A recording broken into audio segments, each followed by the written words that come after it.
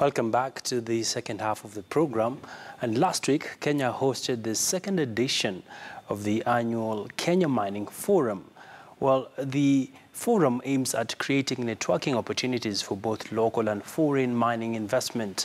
The forum showcased Kenya's mineral potential in mining, as well as attract businesses for financial institutions and technology solutions providers. Mining Cabinet Secretary Dan Kazungu applauded the government for recognizing mining among key growth sectors for job creation over the next 5 years. According to a 2017 survey by the Fraser Group, since last year's Mining Forum, Kenya has jumped 16 positions in the world's most attractive mining investment destinations. Been more facilitative projects like airport, like Konza, like SGR, which provide access and facilitate services for other people. This is the first one where the first one I know of, where the Vision 2030 is the status is conferred on an operating commercial entity of this nature. We've grown to a level we did not imagine we could in that 1 year.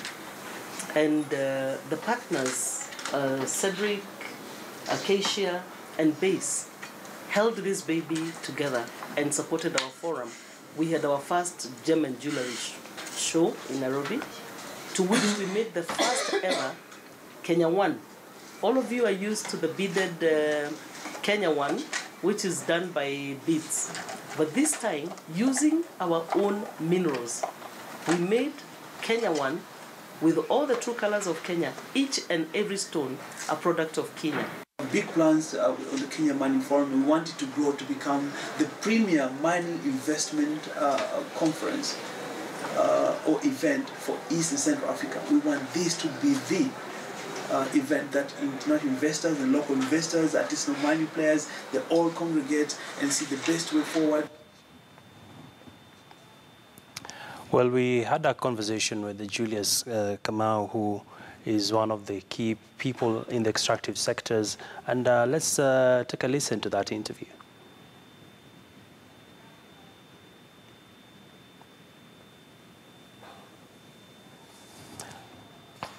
Well, a very good afternoon and welcome to KTN Business today.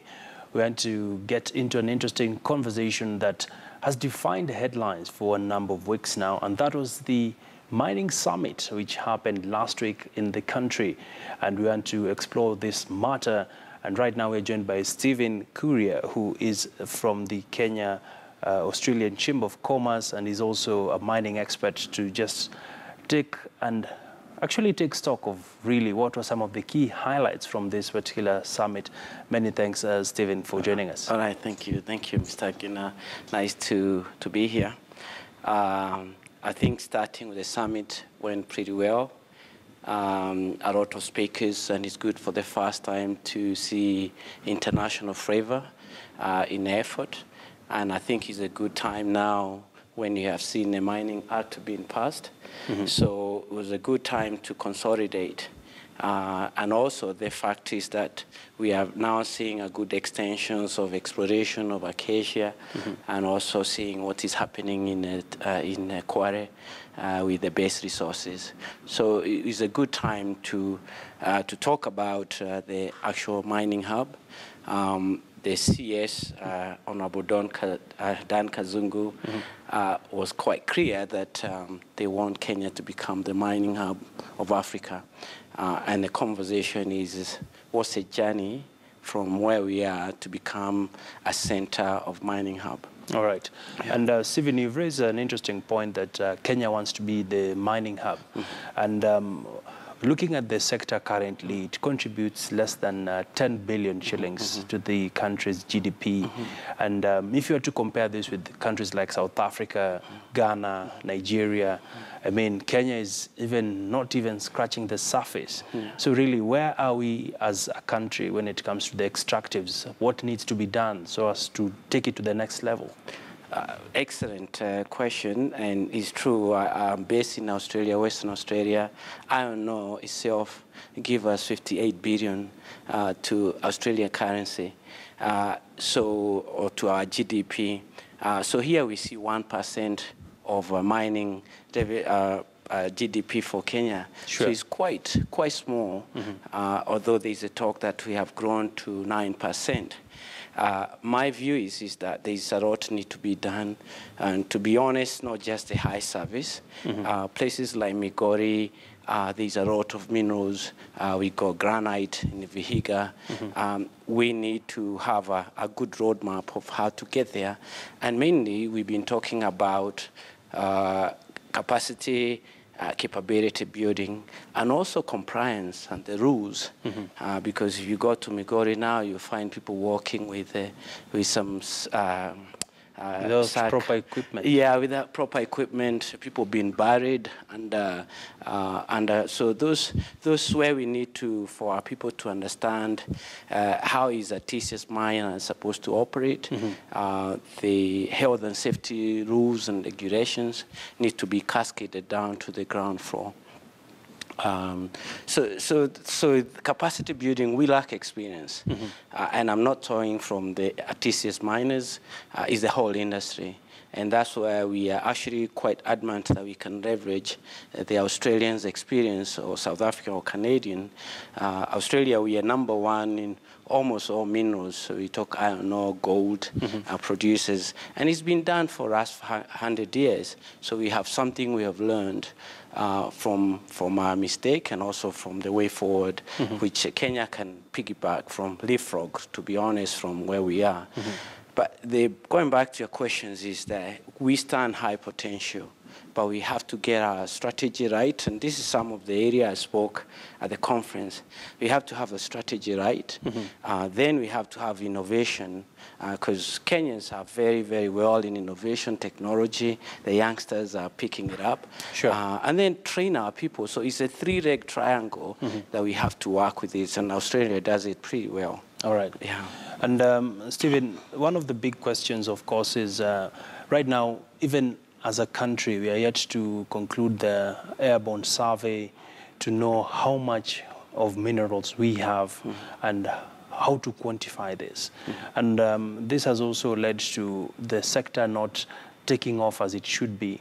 Moving forward, what would be some of the prescriptions for Kenya to actually have a better run at it when it comes to mining?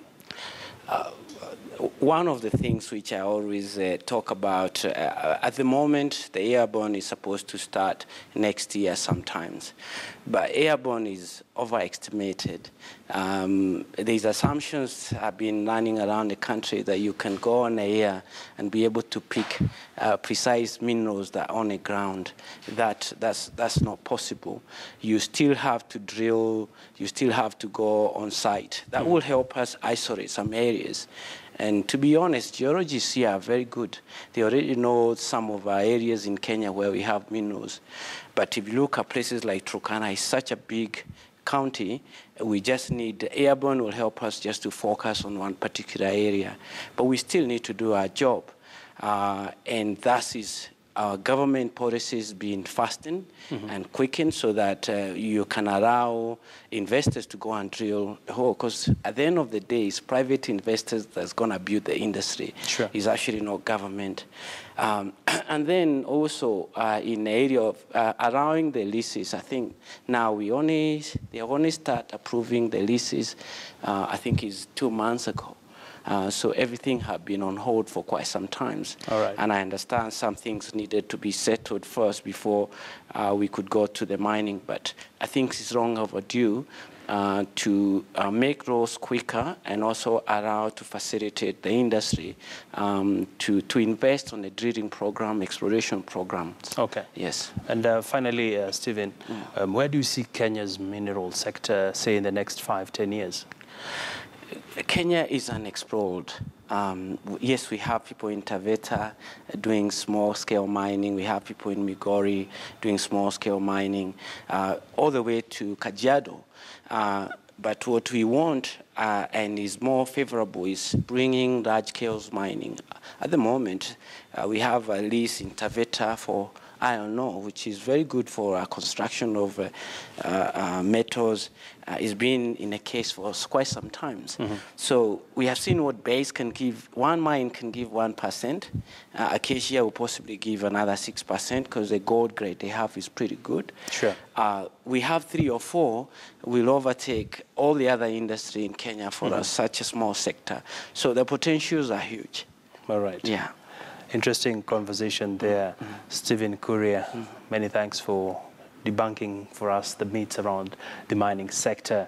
Well, we'll be definitely revisiting this conversation in the next coming days, bearing in mind that mining sector is considered as one of the game changers that would see Kenya's economy rethink itself and go to another level. We have much